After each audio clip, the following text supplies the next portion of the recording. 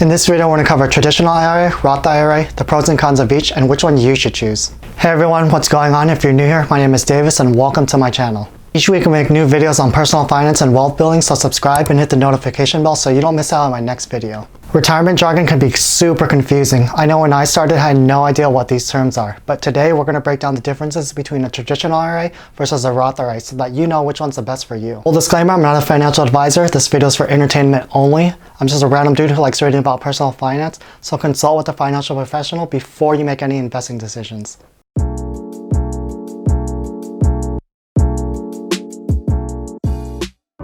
First, let's go over the similarities and overlap for a traditional IRA and a Roth IRA. The first thing is both of these accounts are retirement accounts that you set up outside of your workplace retirement. Some common places that people set up their IRAs are either Fidelity, Vanguard, or Charles Schwab. Each year, the maximum contribution for these accounts is $6,000. Both of these accounts have an early withdrawal penalty of 10% if you withdraw before the age of 59 and a half. There are a few exceptions, but we're not going to get into that. No matter which account you choose, both of these accounts are a great place to build wealth for your retirement. Another similarity they have is they both want you to click the like button to help share this video out to more people. Now that we've gone over the similarities of these accounts, next we're going to go over the main differences.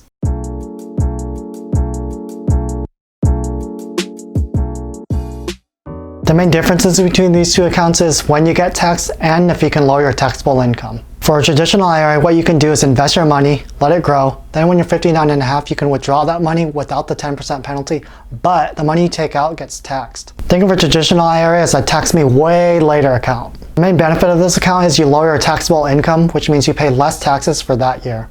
For example, if you make $60,000 a year, then you contribute the full $6,000 to your traditional IRA account, then your taxable income goes from $60,000 to $54,000. If you contribute to a traditional IRA, be sure to tell your tax person so that they can make the proper adjustments. Next thing you should do to lower your taxes is to subscribe so you don't miss out on my next video.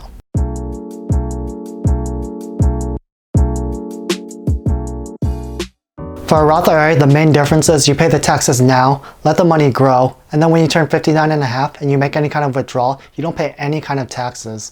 From here on out, whenever you come across the case of Roth, just think of either tax me now or you're paying taxes now. Another key difference for this account is you can't lower your taxable income now, but instead you get the tax benefits much later. The great thing about this account is you don't have to worry about taxes on your withdrawals when you're retired, and you don't have to remember to tell your tax person about your investing in this account.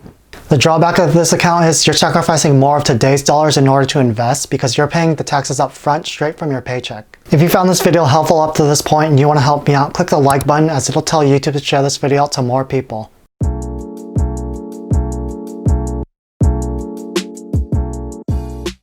You should choose a Roth IRA if you anticipate your income to grow over the course of your career, because your income is lower now, so you'll pay less taxes, and we have no idea what taxes will be 40 years down the line. If you're contributing to both your IRA and your workplace retirement accounts, what you can do is diversify your tax investing strategies. You can invest in a Roth IRA where you're taxed now, and then for your workplace retirement accounts, you can do a traditional workplace retirement account and be taxed later. Since we have no idea what taxes will look like 20 to 40 years down the line, you can protect yourself by having two different tax strategies for your retirement. For me personally, I have a Roth IRA account, and then for my workplace account, it's a traditional 401k. If you're looking into the differences between a 401k and an IRA, I'll link a video up above and then down below. And then if you're investing in either Fidelity or Vanguard, I'll also link videos down below for you. If you haven't already, click the subscribe and notification bell so you don't miss out on my next video. Thanks for watching. I'll see you guys next week.